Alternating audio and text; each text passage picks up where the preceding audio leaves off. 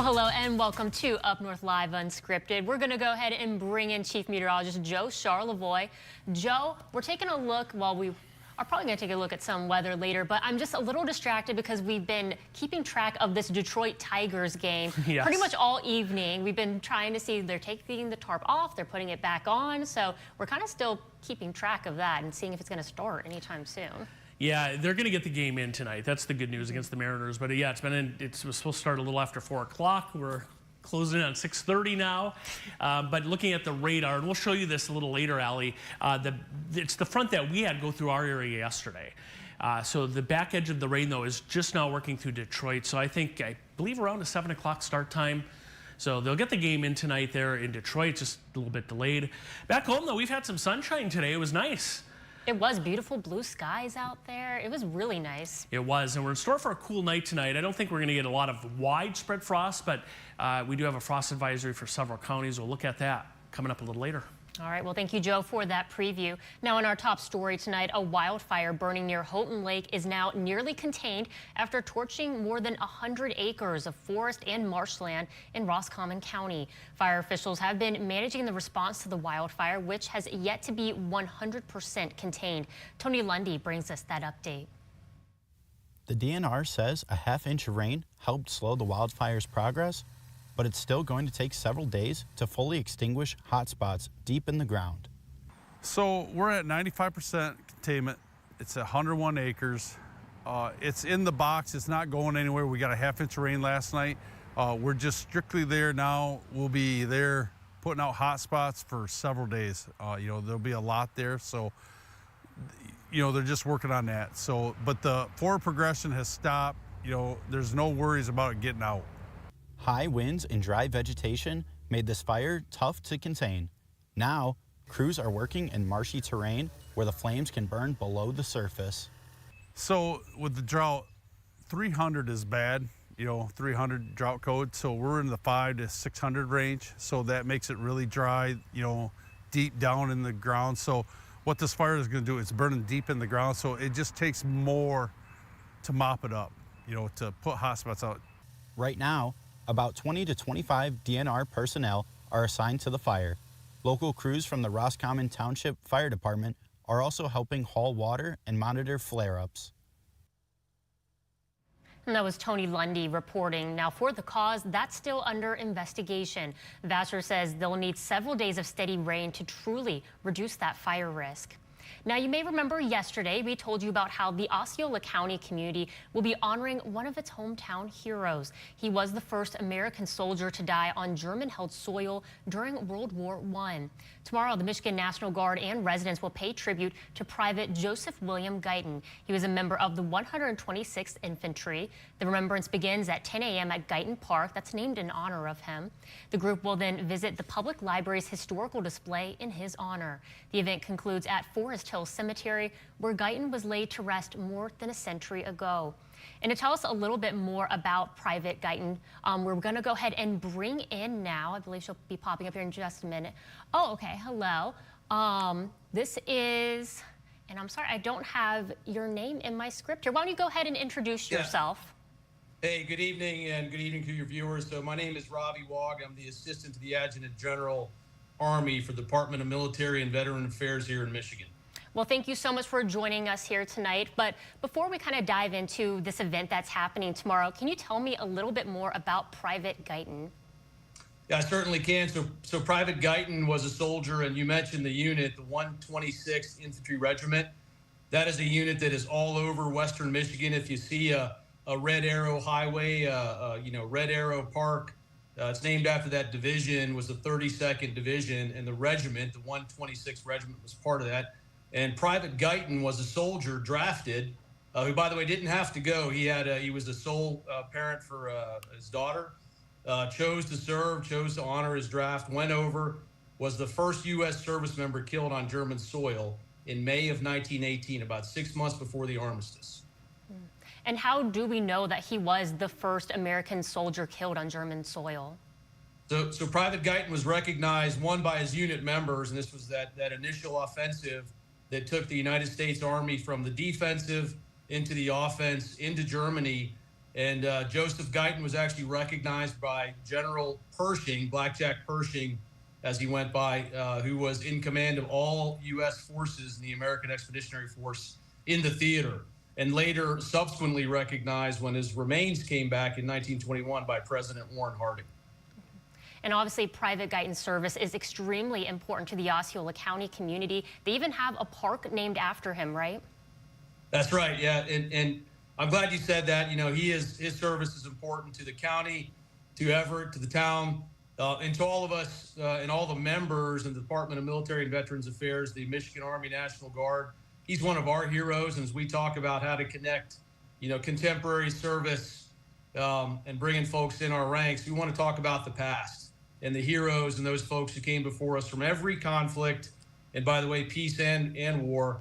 And he's one of those names that just comes to the forefront, that sacrificed everything. He went over, did his duty, and we want to pay him that respect.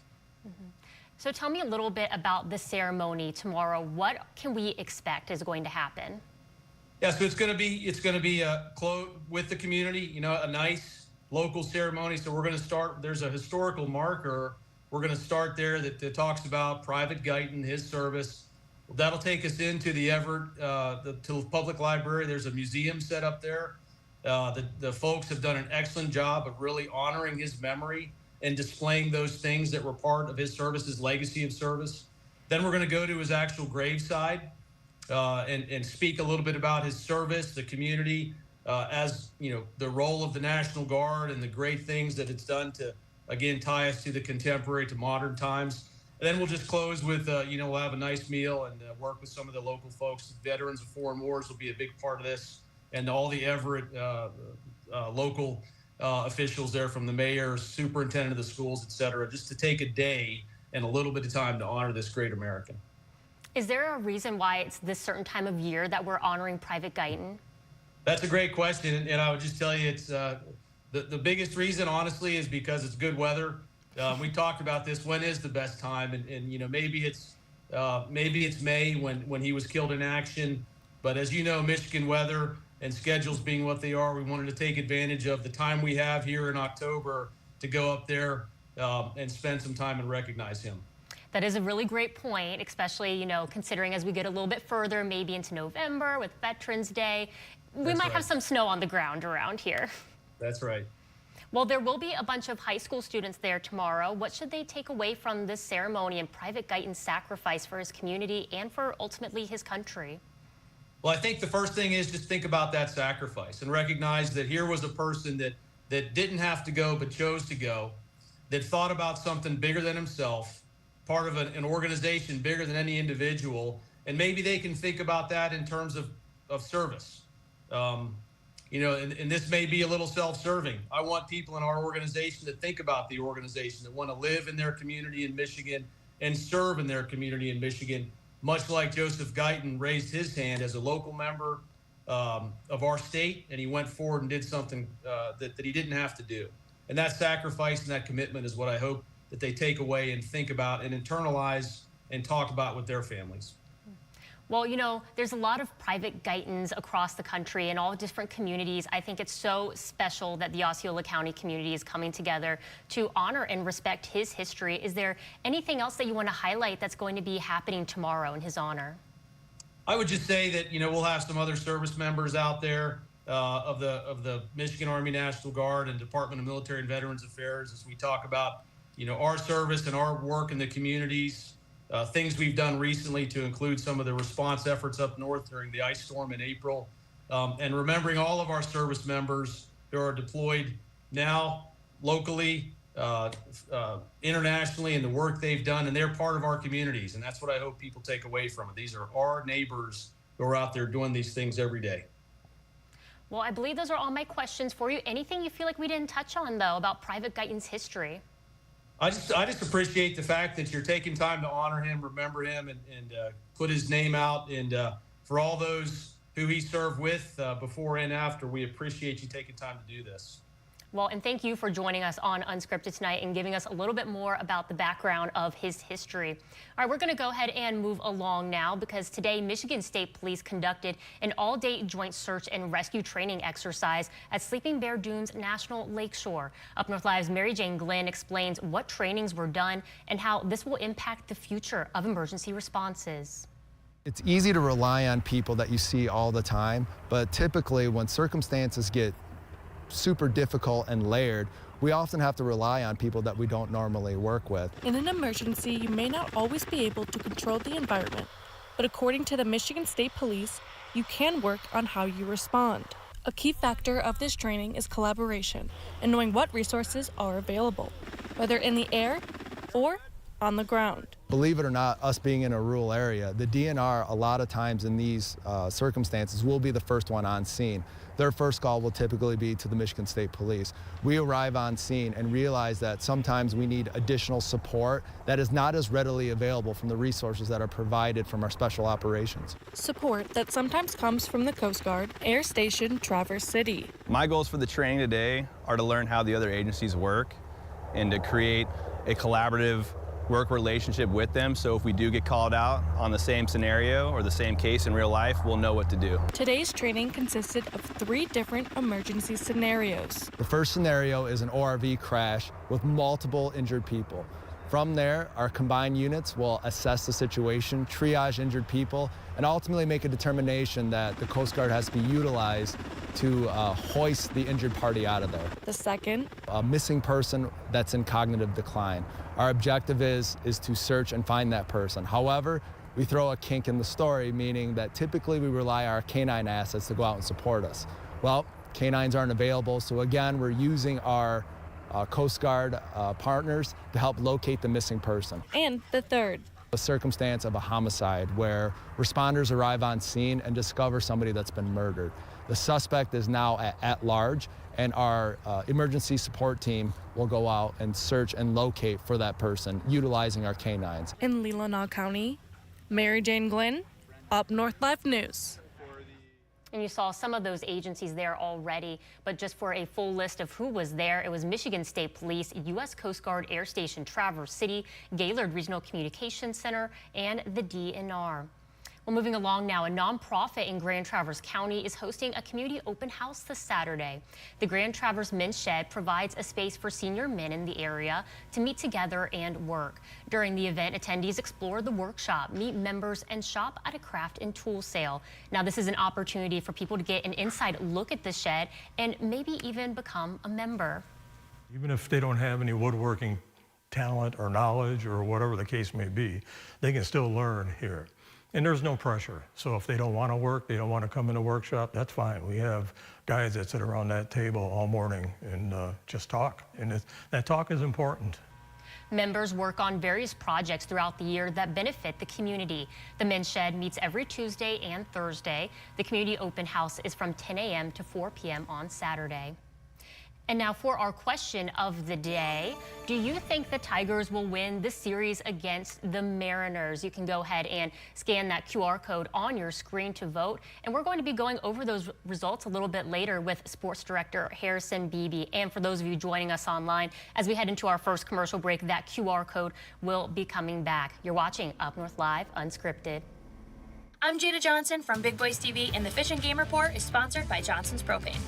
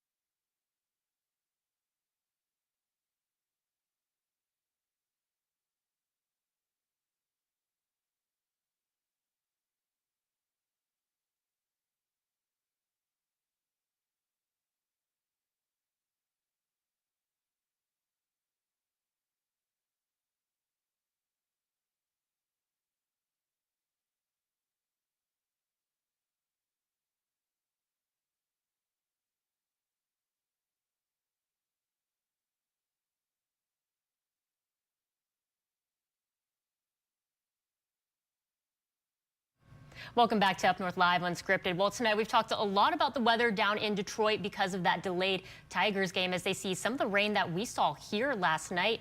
But to focus on what's ahead for us up here in northern Michigan as we enjoyed a pretty nice day here, let's go ahead and bring in Chief Meteorologist Joe Charlevoix. Yeah, the Tigers game is going to get going here. It looks like shortly. I'm looking at the camera behind me here. The tarp's been on, it's been off, yeah. but this looks like they're committing now. There's no tarp there. You can see it right, Yeah, right there's a little corner of it. That's right. It looks good there. They're going to see improving weather. We've had a nice day here, too, across a good portion of northern Michigan. It is cooler today, but we're actually, Allie, even though it feels cooler, which it is, we're still a little above normal for this time of the year. That's kind of surprising to hear, but I feel like it's just because it's taken so long for us to actually get some of this slightly cooler weather. Yeah, so instead of being 15, 25 degrees above normal, we're like 3 to 5 degrees above normal today. This is the view over Higgins Lake today. We had our Up North Live Skyview drone. It did a long journey down to Roscommon County. And nice day, you see some blue sky. That cloud there, by the way, looks like maybe some virga, which is when rain falls out of the cloud, it doesn't reach the ground, evaporates before reaching the ground. But a nice day. You know, we're looking at this view here of Higgins Lake, and it just doesn't look very fall-like. Not a lot of color there yet, but I'm sure that's going to change. We mentioned that camera in Detroit. Well, there it is on the left side of the screen. And the tarp is off. Rain has ended there. There's Gaylord, by the way. A nice evening. Again, back up here in northern Michigan, things are pretty good. Here's the rain around the Detroit area earlier, and this is why the game was delayed. If you follow the Tigers, you can see Detroit right in the middle, but the rain has come to an end. Here's a little broader view. A couple showers, but nothing that should really impact that game. Meanwhile, back in northern Michigan, we have a little bit of rain in our area too. Not a lot, but here, I'll take the square right there. See the green square I'm drawing in here? We'll zoom in up there. Into the straits. This is actually a second cold front. So right around the Mackinac Bridge, a little bit of rain, Mackinac City, between Beaver Island and Emmett County, you know, around Cross Village. If you're in Petoskey, Charlevoix, you might get a few showers. Sheboygan too this evening. It's not going to be a huge deal though. The other story tonight, we do have a frost advisory. So I don't think frost is going to be extremely widespread, but the blue shaded counties away from Lake Michigan and the lower peninsula and the eastern UP have a frost advisory tonight until 8 o'clock tomorrow. Some spots could be close to freezing. If you're wondering about those lows, here they are, the forecast low temperatures. A lot of 40s just near the lakeshore areas, some 30s inland, so some patchy frost is a possibility. So if you're concerned about that, you might want to take the plants in this evening. Stormcast, we'll run through that. Next chance for rain, won't be tomorrow, dry. It won't be Thursday either, dry. But then Friday, a front comes in right there, kind of cloudy Friday with a few showers, and there is the extended forecast. And we have clouded things up on Friday, bringing the chance for a few showers, maybe a little light rain north. But that's it in terms of rain, Allie, not a lot. We got some, we could use a little bit more, but if we can't get the rain, might as well enjoy the sunshine we have. Yeah, absolutely. Well, thank you, Joe, for that report. Coming up after our next commercial break, we're going to be checking in with Sports Director Harrison Beebe for some more Tigers talk. We'll be back.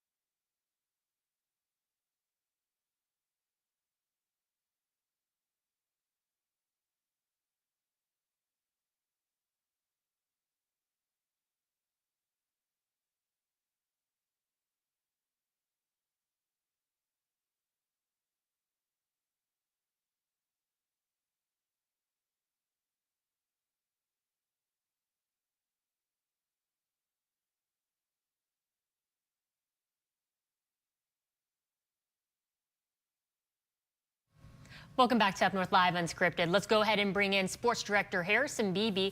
He's going to help us break down the results of our question of the day. Harrison, our question here is, do you think the Tigers will win the series against the Mariners? So far, we've got 102 votes. 70% of people say yes.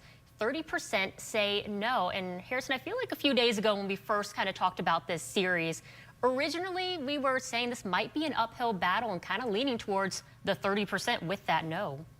Well, Allie, I'll give a couple thoughts on the poll. I voted myself, but because I'm a neutral journalist, I'm not going to reveal my answer live on air. But let's just say, yeah, you can scan that QR code right now and lend your vote. This series has shifted several different directions since it got going. Going into the best-of-5 series with Seattle having home field advantage, it felt like they were kind of going to control the tempo in this one. The Tiger offense, even though it did come to life a little in the Cleveland series, has still been the last month pretty disappointing. So a lot of people favored Seattle to win the series. However, once the Tigers won Game 1 on the road, and then we're going into a Tarek Skubal start, which is their Cy Young pitcher in Game 2, that, in my mind, flipped the series and made the Tigers the favorites because they had their ace going in potentially 2 of the final 4 games, and then the other 2 games being at home.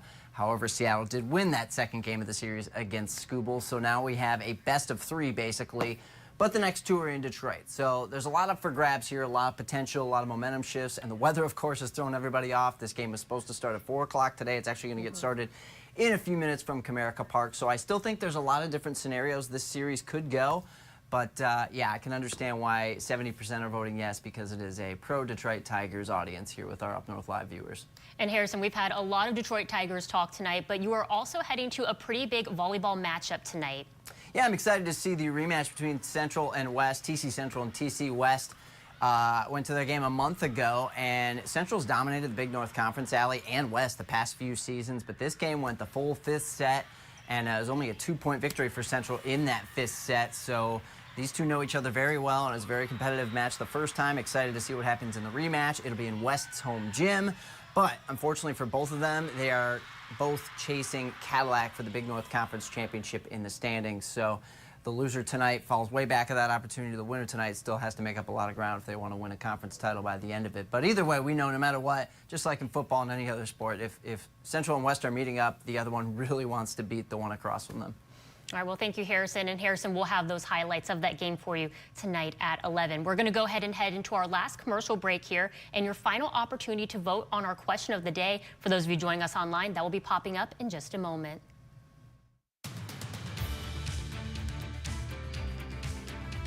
Salon services are furnished by Epiphany Advanced Academy in East Acme.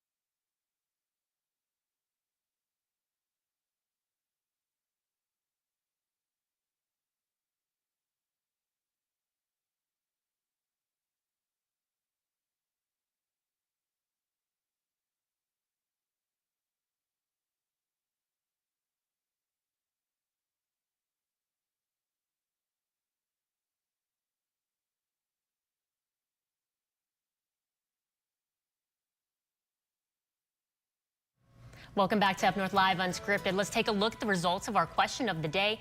Do you think the Tigers will win the series against the Mariners? Well, 70% say yes, 30% say no. And we do have some time to read some comments. Robin saying no, they'll choke. Michael saying, I hope I'm wrong, but I don't think we have the bats to get through this series. Vicky saying yes. Corey saying, gotta get the bats swinging. Kelly saying, let's go Tigers. We need some hits. And Ann saying, yes, it's the year of the Tigers. Well, thanks so much for joining us on Up North Live Unscripted. Tune in tonight for Up North Live News at 11.